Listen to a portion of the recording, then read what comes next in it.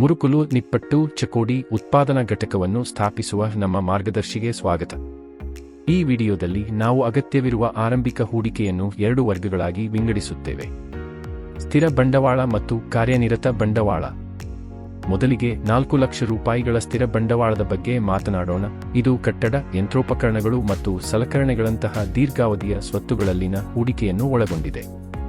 ನಾವು ಕಟ್ಟಡ ಅಥವಾ ಶೆಡ್ ಅನ್ನು ಸ್ಥಾಪಿಸುವ ಬಗ್ಗೆ ಮಾತನಾಡುತ್ತಿದ್ದೇವೆ. ಅಗತ್ಯ ರಿಪೇರಿ, ಒಳಾಂಗಣ ಕೆಲಸ ಮತ್ತು ಪೀಠೋಪಕರಣಗಳೊಂದಿಗೆ ಪೂರ್ಣಗೊಂಡಿದೆ.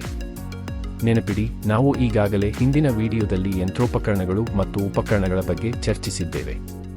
ಸ್ಥಿರ ಬಂಡವಾಳದಲ್ಲಿ ವಿಮೆ, ಪರವಾನಗಿಗಳು ಮತ್ತು ಪರವಾನಗಿಗಳಂತಹ ವೆಚ್ಚಗಳು ಸೇರಿವೆ.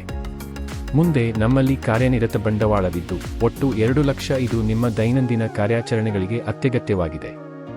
ಇದು ಕೈಯಲ್ಲಿದ್ದ ನಗದು, ಸುಮಾರು 1 ತಿಂಗಳ ದಾಸ್ತಾನು ಮತ್ತು 4 ವಾರಗಳವರೆಗೆ ಸ್ವೀಕರಿಸಬಹುದಾದ ಮೊತ್ತವನ್ನು ಒಳಗೊಂಡಿದೆ. ಎಲ್ಲಾ ಖರೀದಿಗಳನ್ನು ನಗದು ರೂಪದಲ್ಲಿ ಮಾಡಲಾಗಿದೆ ಎಂದು ನಾವು ಭಾವಿಸುತ್ತೇವೆ. ಕಾರ್ಯನಿರತ ಬಂಡವಾಳದ ಈ ಲೆಕ್ಕಾಚಾರವು ನೀವು ಲಾಭದಾಯಕತೆಯನ್ನು ತಲುಪುವವರೆಗೆ ಆರಂಭಿಕ ನಗದು ಉಳಿತಾಯಕ್ಕೆ ಕಾರಣವಾಗುತ್ತದೆ. ನಮ್ಮ ಮುಂಬರುವ ವಿಡಿಯೋಗಾಗಿ ಕಾಯುತ್ತಿರಿ, ಅಲ್ಲಿ ನಾವು ಶೀಘ್ರದಲ್ಲೇ ಲಾಭದಾಯಕತೆಯನ್ನು ತಲುಪಲು ಆರಂಭಿಕ ವೆಚ್ಚಗಳನ್ನು ಕಡಿಮೆ ಮಾಡುವ ಸಲಹೆಗಳನ್ನು ಹಂಚಿಕೊಳ್ಳುತ್ತೇವೆ. ಆದ್ದರಿಂದ ನಿಮ್ಮ ಮುರುಗುಲು ನಿಪ್ಪಟ್ಟು ಚಾಕೋಡಿ ತಯಾರಿಕಾ ಘಟಕಕ್ಕೆ ಒಟ್ಟು ಬಂಡವಾಳ ಹೂಡಿಕೆಯು 6 ಲಕ್ಷ ರು ಆಗಿದೆ.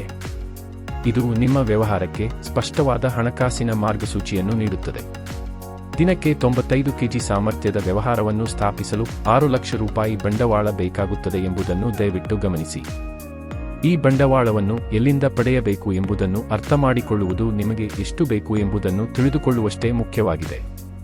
ಸ್ಥಿರ ಬಂಡವಾಳ ಮತ್ತು ಕಾರ್ಯನಿರತ ಬಂಡವಾಳವು ವಿಭಿನ್ನ ಪಾತ್ರಗಳನ್ನು ಹೊಂದಿವೆ, ಆದ್ದರಿಂದ ಅವುಗಳ ಮೂಲಗಳು ವಿಭಿನ್ನವಾಗಿರಬೇಕು.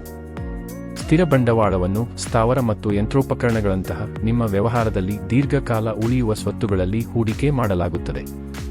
ಇದನ್ನು ಫಿಕ್ಸ್ಡ್ ಎಂದು ಕರೆಯಲಾಗುತ್ತದೆ ಏಕೆಂದರೆ ಇದು ತ್ವರಿತವಾಗಿ ನಗದು ಆಗಿ ಪರಿವರ್ತನೆಗೊಳ್ಳುವುದಿಲ್ಲ.